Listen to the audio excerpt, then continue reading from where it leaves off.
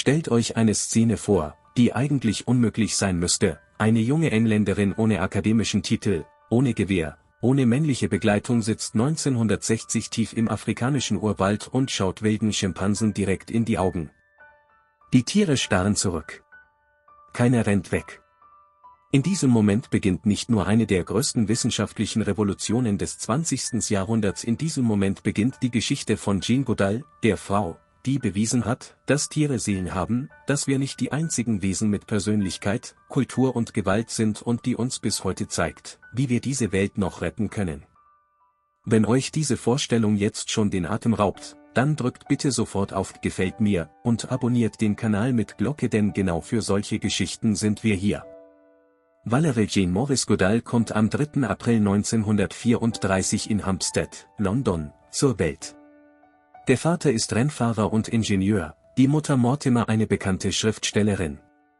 Schon mit 4 Monaten schläft Jane mit einem Stoffschimpansen im Arm.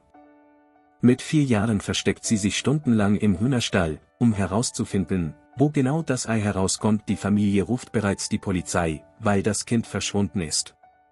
Ihre Mutter findet sie schließlich geduldig wartend zwischen den Hühnern und sagt nur, wenn Jane etwas wissen will, dann wird sie es herausfinden. Diese Geduld und Neugier wird ihr Leben bestimmen.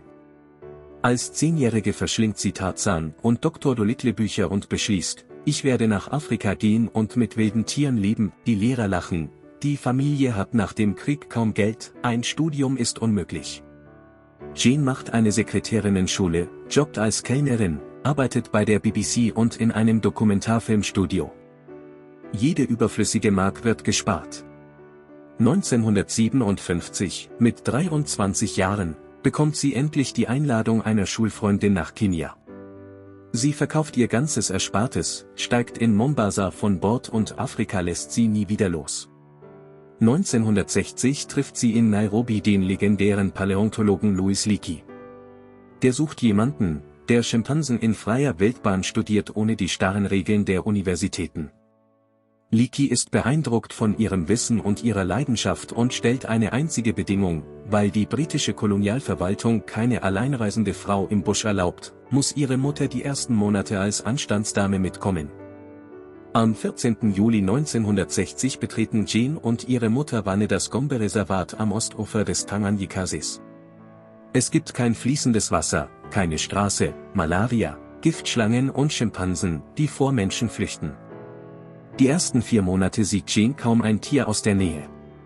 Sie klettert jeden Morgen vor Sonnenaufgang auf einen Berg, den sie The Peak tauft, und wartet. Sie gibt den Schimpansen Namen: David Gribert mit dem weißen Bart, der alte Goliath, die matriarchale Flo mit den zerfledderten Ohren und ihre Tochter Fifi. Eines Tages im Oktober 1960 passiert das Undenkbare: David Gribert nimmt einen Grashalm, biegt ihn zurecht und fischt damit Termiten aus einem Hügel. Jane rennt zum Telegrafenamt und schickt Leakey die Nachricht: Now we must redefine tool, redefine man, or accept chimpanzees as humans. Leakey antwortet: I have always said you would make history.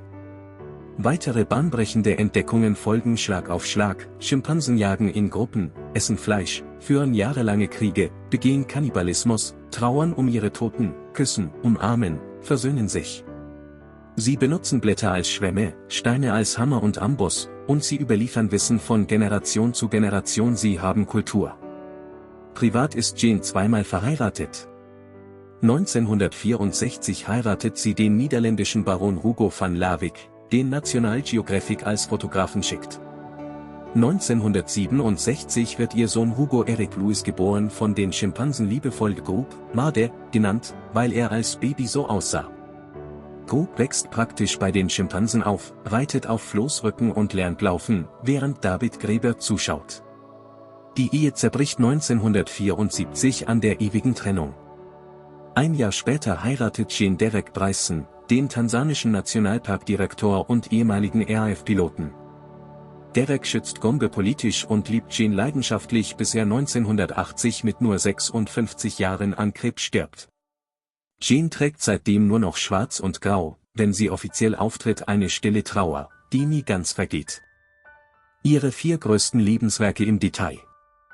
Die Entdeckung des Werkzeuggebrauchs und der Werkzeugherstellung bei Schimpansen 1960 bis 1964, sie zwingt die Wissenschaft, den Menschen neu zu definieren, der Nachweis von Krieg und Kannibalismus, Gombe-Krieg 1974 bis 1977, eine Schimpansengruppe rottete die andere systematisch aus.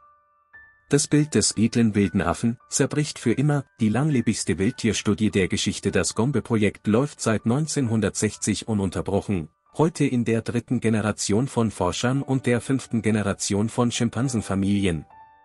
Die Gründung des Jane Goodall Institute 1977 und des Jugendprogramms Roots und Shoots 1991, heute in über 130 Ländern aktiv, mit mehr als 150.000 aktiven Gruppen weltweit. Es gibt auch Schattenseiten und Kritik. In den Anfängen fütterte Jane die Schimpansen mit Bananen, um sie näher zu locken, ein Fehler, der das Sozialverhalten verzerrte und später zu mehr Aggression führte. Sie hat das öffentlich bereut. Wissenschaftler warfen ihr jahrelang Panthropomorphismus vor, weil sie von Freude, Trauer und Liebe sprach.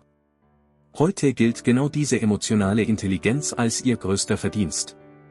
1986 sieht sie in den USA Filmmaterial von Schimpansen in medizinischen Labors, Tiere, die 20 Jahre isoliert in 1,5 Quadratkäfigen gehalten werden. Sie verlässt den Kongresssaal als andere Frau. Von diesem Tag an ist sie nicht mehr nur Forscherin, sondern Aktivistin. Sie fliegt seither 300 Tage im Jahr um die Welt, hält Vorträge in Schulen, trifft Staatschefs, kämpft gegen Palmöl, Plastikmüll und den illegalen Tierhandel. Heute, mit 91 Jahren, lebt sie noch immer. Ihren 90. Geburtstag 2024 feierte sie mit einem riesigen Gala-Event, bei dem Leonardo DiCaprio, Prinz William und Greta Thunberg auf der Bühne standen. Sie sagt: Ich habe keine Zeit zu sterben, die Tiere brauchen mich, die Kinder brauchen mich, der Planet braucht mich. Ihr Vermächtnis ist gigantisch, sie hat die Verhaltensforschung revolutioniert, 3 Generationen von Wissenschaftlerinnen inspiriert, Dian Fossey, Birut Galdikas, viele mehr, Millionen Kinder durch Roots und Schutz aktiviert und uns allen eine Botschaft hinterlassen, die einfacher und mächtiger nicht sein könnte. Jeder Tag ist eine Chance, etwas zu tun, das die Welt ein kleines bisschen besser macht. Was denkt ihr, hat Jane Goodall recht, dass wirklich jeder von uns etwas verändern kann? Welche ihrer Entdeckungen hat euch am meisten erschüttert? Der Werkzeuggebrauch? Der Krieg? Die Trauer der Tiere? Schreibt es mir in die Kommentare, ich lese jedes einzelne. Und wenn euch diese Geschichte berührt hat, dann schenkt dem Video ein Herz, abonniert den Kanal und aktiviert die Glocke. Nur zusammen können wir solche großen Geschichten weitertragen. Danke, dass ihr bis zum Ende dabei wart. Passt auf euch auf und auf diese wunderschöne, verletzliche Erde. Wir sehen uns im nächsten Video.